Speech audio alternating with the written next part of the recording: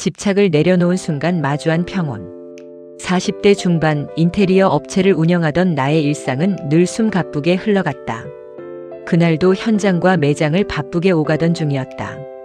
매장 앞에 차를 세우고 급한 마음에 운전석 문을 활짝 열어젖힌 바로 그 순간이었다. 지나가던 파란색 1톤 트럭이 미처 피하지 못하고 차 문을 그대로 들이받았고 내 손은 그 사이에 끼어버렸다. 정신을 차리고 보니 저만치 가던 트럭이 잠깐 멈칫하다가 내가 서 있는 것을 보고는 이내 길을 떠났다. 차량 번호가 눈에 들어왔지만 순간 이것은 나의 부주의로 생긴 일이라는 생각이 스쳤다. 나는 마음속에서 그 번호를 지워버렸다. 그제야 내려다본 손에서는 피가 뿜어져 나왔고 지독한 통증이 밀려왔다. 급히 옷으로 손을 감싸고 병원으로 향했다. 수술대에 누우니 손가락 2개가 심하게 다쳐 재활이 필요하다는 의사의 말이 들려왔다. 봉합수술이 시작되고 극심한 통증이 뼈를 깎을 때 나는 눈을 감고 관세음보살을 떠올리며 나 자신을 관조하기 시작했다. 이나라고 하는 몸뚱이는 어디까지가 나인가? 이미 잘려나간 머리카락과 손톱은 지금 어디에 있는가? 이 손마저 잘려나가 어딘가로 사라진다면 그것을 나라고 할 수 있겠는가? 내 몸이라 집착할 수 있는 고정된 실체는 어디에도 없었다. 그저 인연 따라 잠시 모인 몸일 뿐이었다. 다쳤으니 아픈 것은 당연한 이치요. 소리 높여 고통을 호소한들 달라질 것은 없었다. 나는 조용히 마음속으로 관세음보살을 염했다. 수많은 중생을 구제하려 애쓰시는 관세음보살님에게 나라는 존재까지 고통을 하소연하며 짐을 얹어드릴 수는 없었다. 도리어 보살님의 손길을 거들어드리지 못할 망정 내 아픔을 칭얼대고 싶지 않았다. 몸에 대한 집착을 완전히 내려놓고 관세음의 명호를 마음 깊이 새기자 지독한 고통조차 더는 나를 흔들지 못했다. 신음소리 한 번 내지 않는 나를 보며 의사가 의아한 듯 물었다. 아프지 않으십니까? 아픈 것은 당연한 이치입니다. 소리를 지른다고 고통이 사라지는 것은 아니기에 그저 흐르는 물처럼 받아들일 뿐입니다. 입원실로 옮겨온 후에도 주치의 원장님이 찾아와 재차 통증을 물었지만 나의 대답은 같았다.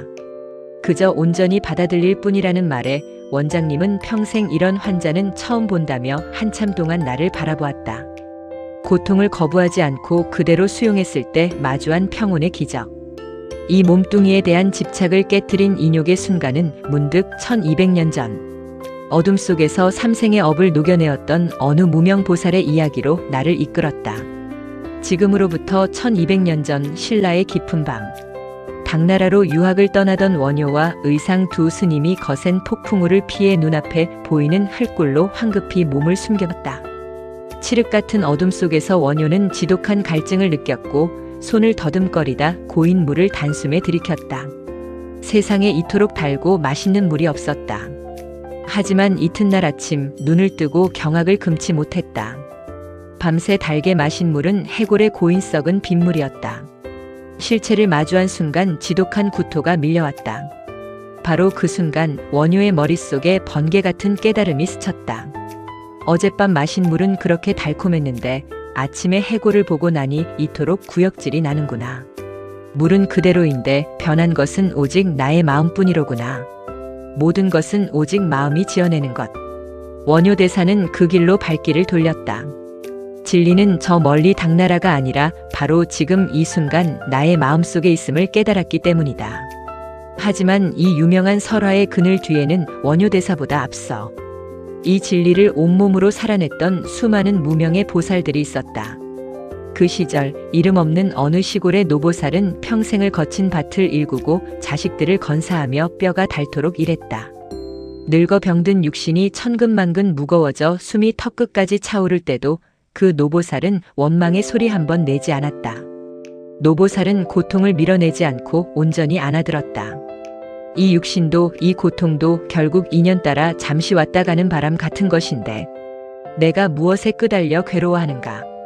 고통이 고통인 줄 알면서도 그것을 흐르는 물처럼 수용했을 때 노보살의 거친 삶은 그대로 거룩한 화엄의 도량이 되었다.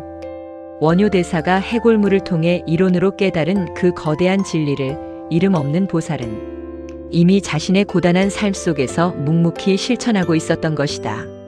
1200년이라는 시간의 강을 건너 병실 침대에 누워있는 나에게로 그 무명 보살의 울림이 전해져 왔다. 성공과 욕망을 향해 숨가쁘게 달리던 나의 삶은 어쩌면 화려한 목적지를 향해 달리던 원효대사의 발걸음과 같았을지 모른다. 갑작스러운 사고로 손가락이 바스러진 순간 나의 세상은 암전되었다. 하지만 그 피비린내 나는 어둠 속에서 내가 마주한 것은 원망이 아닌 이 몸뚱이는 어디까지가 나인가라는 본질적인 질문이었다. 고통을 소리쳐 거부하지 않고 온전히 받아들였을 때 찾아온 평온. 그것은 1200년 전 원효대사가 무덤가에서 마주했던 해골물의 깨달음이자 이름 없는 노보살이 삶의 무게를 견디며 도달했던 바로 그 화엄의 길목이었다. 손가락의 부상이라는 애고는 역설적이게도 내 삶의 가장 거룩한 축복이 되었다.